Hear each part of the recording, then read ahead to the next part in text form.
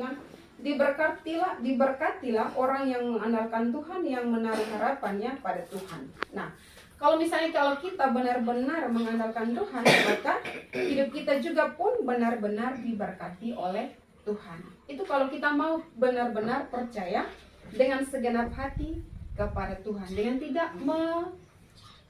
tidak bersandar kepada pengertian kita sendiri. Kita berpikir bahwa saya mampu, saya bisa kok. Untuk apa kita harus berlindung kepada Tuhan? Untuk apa harus kita memohon kepada Tuhan? Nah, Bapak, Mama, dan adik-adik yang terkasih di dalam Tuhan kita Yesus Kristus, hidup mengandalkan Tuhan yang kedua adalah mengakui Tuhan dalam segala tingkah laku kehidupan kita. Pada ayat yang ke-6, akuilah Dia dalam segala lakumu, maka Ia akan meluruskan jalanmu. Bapak, Mama, dan adik-adik yang terkasih di dalam Tuhan kita Yesus Kristus, dalam kehidupan kita di dunia ini, kita sangat membutuhkan pimpinan Tuhan sepenuhnya. Kenapa harus demikian? Kenapa? Karena terkadang kita salah jalan, bahkan kita tersesat tanpa pimpinan dan juga penyertaan daripada Tuhan. Contohnya misalnya, kalau kita merasa bahwa kita bisa, lalu tanpa meminta pimpinan dari Tuhan untuk tetap kawal kita, otomatis kita pasti akan tersesat kalau kita ada di lorong-lorong yang gelap. Kalau misalnya kita jalan di tempat yang gelap, kita pasti tidak akan bisa sendiri. Kalau misalnya teman-teman yang lain tidak mau menemani, otomatis dengan sendiri kita harus berjalan sendiri. Nah, di situ pasti kita lihat kiri kanan, samping, kiri kanan, muka, depan, belakang, sepi, lalu gelap. Ya, ada pasti terlintas hal-hal yang buruk. Ada setan kah? Ada pocong kah? Nah, itu pasti muncul akan rasa takut. Nah, disitulah kita harus benar-benar butuh yang namanya seorang pemimpin.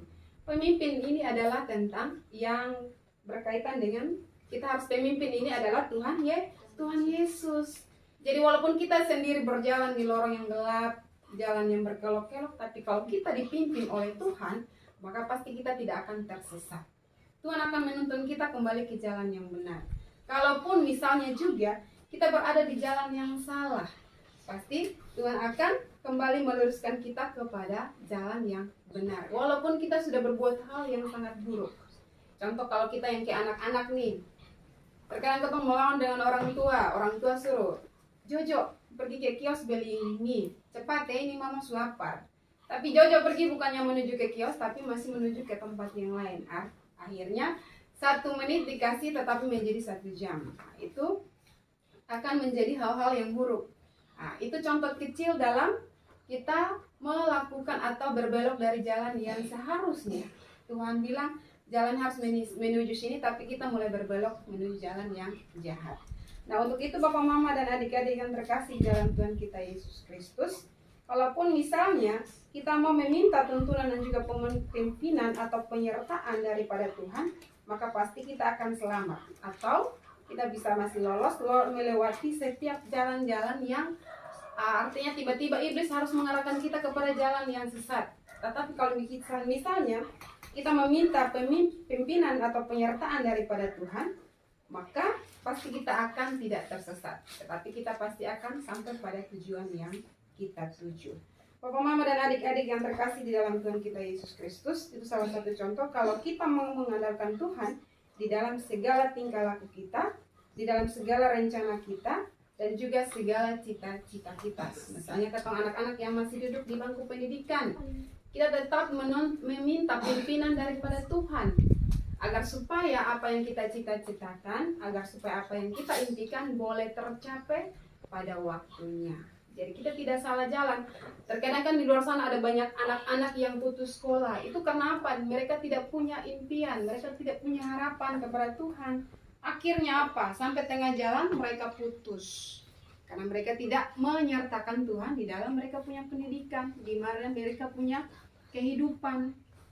Mereka Tuhan, akhirnya apa? Putus sekolah. Jadi apa yang dicita-citakan tidak bisa tercapai.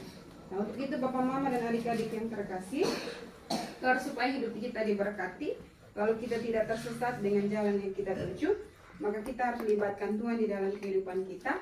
Lalu kita harus mengakui dan juga mengandalkan Tuhan di dalam kehidupan kita. Hidup mengandalkan Tuhan yang ketiga adalah Hidup dengan rendah hati, takut akan Tuhan dan menjauhi kejahatan. Pada ayat yang ke-7 dan ke-8. Janganlah engkau menganggap dirimu sendiri bijak, takutlah akan Tuhan dan jauhilah kejahatan. Itulah yang akan menyembuhkan tubuhmu dan menyegarkan tulang-tulangmu. Artinya bahwa hidup mengandalkan Tuhan adalah hidup yang dipenuhi dengan kerendahan hati, takut akan Tuhan, lalu menjauhi kejahatan.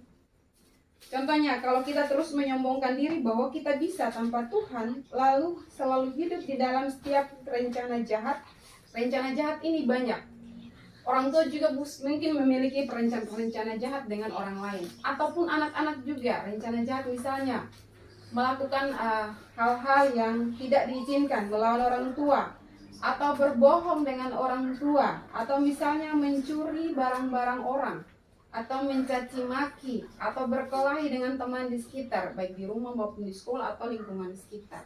Itu masih ada di sekitaran hal-hal yang jahat. Nah, maka hidup kita tidak diberkati karena kita selalu berpikir hal-hal yang buruk. Kita selalu merencanakan hal-hal yang jahat. Hidup kita tidak akan tenang. Tuhan bilang ini orang ini selalu hidup dengan hal-hal yang gelap. Dia tidak takut Tuhan, dia tidak memiliki kerendahan hati. Jadi harus ditegur. Jadi untuk itu Bapak Mama dan adik-adik yang terkasih di dalam Tuhan kita Yesus Kristus, kita ditegur oleh Tuhan secara halus tanpa kita sadari. Pasti dengan banyak hal yang Tuhan kasih. Mungkin misalnya kita sering sakit, atau misalnya kita merasa lemah. Contoh misalnya ketong awalnya semangat nih, ketong mau pergi ibadat, tiba-tiba iblis bilang nih tak usah ibadat sah.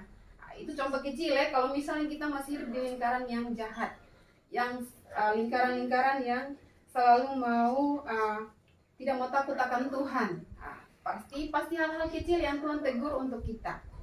Jadi awalnya anak-anak semangat nih, orang tua mau semangat ibadat, tetapi akhirnya kendor karena iblis melihat hati orang Yesus limpang. Dia mendoa hati, biar kita manfaatkan dia. Akhirnya niatnya beribadat tetapi tidak jadi. Nah, itu kalau orang yang hidupnya masih tidak dengan kerendahan hati, tetapi lalu tidak takut akan Tuhan, lalu masih ada lingkaran-lingkaran yang jahat, tidak mau menjauhi kejahatan, maka pasti akan dengan sendirinya hal-hal buruk yang akan terjadi tanpa kita sadari. Maka itu supaya itu tidak semua terjadi dengan kita, maka kita harus hidup dengan cara mengandalkan Tuhan sepenuhnya di dalam kehidupan kita. Kita menjauhi hal-hal yang jahat, tidak boleh bergaul dengan hal-hal yang jahat. Lalu kita harus merendah diri di hadapan Tuhan dan juga mau berserah diri kepada Tuhan. Takut akan Tuhan supaya kehidupan kita selalu diberkati. Untuk itu Papa Mama dan adik-adik yang terkasih di dalam Tuhan kita Yesus Kristus, kalau mau hidup kita terus diberkati, sehat jasmani dan rohani, dan juga dijauhkan dengan hal-hal yang buruk di dalam kehidupan kita, maka caranya adalah kita terus mengandalkan Tuhan sepenuhnya di dalam kehidupan kita. Proses di dalam kita menjalani hidup ini sangat panjang. Kalau misalnya kita menginginkan baik hari ini, tidak mungkin langsung terjadi. Semua masih dalam proses. Ada proses pemulihan, ada proses juga untuk pencapaian segala macam. Jadi kalau kita kuat dan kita mampu dan kita bisa melewati setiap proses yang ada, maka Tuhan juga akan memberikan hadiah yang terbaik untuk kita. Cepat atau lambat pasti Tuhan akan memberikan kepada kita. Contoh anak-anak yang masih duduk di bangku sekolah, cepat atau lambat pasti akan selesai studi. Kalau itu pun juga terus mengandalkan Tuhan di dalam kehidupannya. Kalau tidak mau mengandalkan Tuhan, tidak mau campur tangan, ikut sertakan Tuhan di dalam setiap rencana kehidupan kita, maka pasti tengah jalan akan gagal. Tetapi kalau kita mau mengandalkan Tuhan sebagai jurumudi kita, sebagai pimpinan yang baik untuk kita, maka jalan yang kita lewati walaupun melewati lorong yang gelap, pasti Tuhan akan membawa kita kepada jalan yang benar, membawa kita kepada jalan yang penuh dengan terang. Sukacita akan menyambut kita, kebahagiaan terus akan menyambut kita.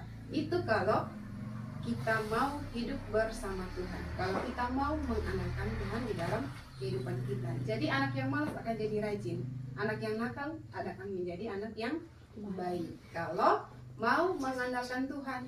Kan ini anak-anak semua rajin sekolah minggu. Setiap hari ini pergi ke sekolah. Sekolah minggu toh? Di sekolah pun juga ada pelajaran agama. Jadi berubah sifat dari sifat, sikap dan tingkah laku dari mulai ya kecil, sekolah minggu dan juga di sekolah, supaya menjadi anak yang baik. Tuhan memberkati kita semua. Amin.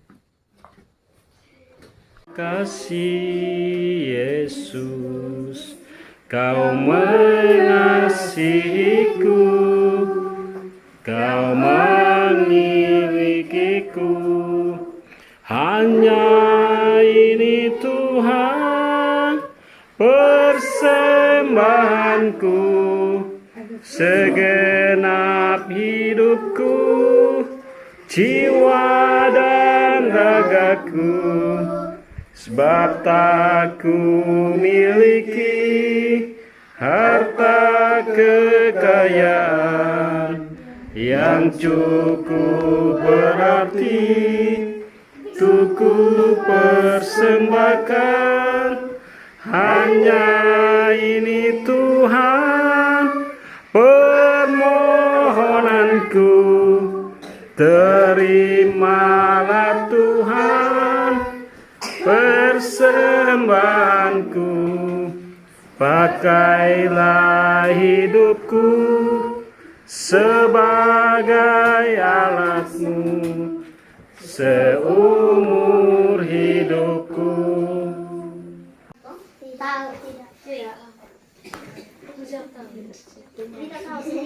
Setia-setialah. Yuk, 1, 2, 3. Setialah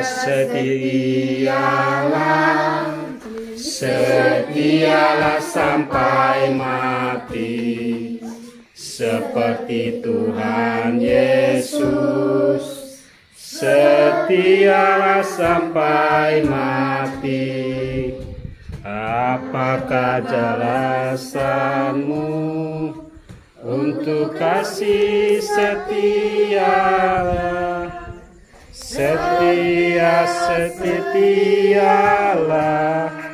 Setialah sampai mati. Buat penyertaanmu hingga ibadat kami pada malam hari ini, dari awal pertengahan hingga berakhir semuanya berjalan sesuai dengan kehendak-Mu Bapa. Bapa yang baik, pada saat sekarang ini ya Tuhan, kami akan kembali di dalam hidup dan kehidupan kami. Kami tetap menyerahkan keluarga yang kami tinggalkan dan juga kami akan kembali dalam hidup dan kehidupan kami. Biarlah kami kembali dengan penuh sukacita dan damai sejahtera dari-Mu Tuhan. Dan Engkau terus memberkati kami, melindungi kami dan menjaga kami mulai dari sekarang sampai Maranatha. Ampuni kami Tuhan, karena hanya di dalam nama-Mu kami datang berdoa. Terima kasih Tuhan. Amin. 1, 2, 3. Shalom. Halo mama saya. Amin ya, aku langsung promosi. Amin. Ayam dan RW dong.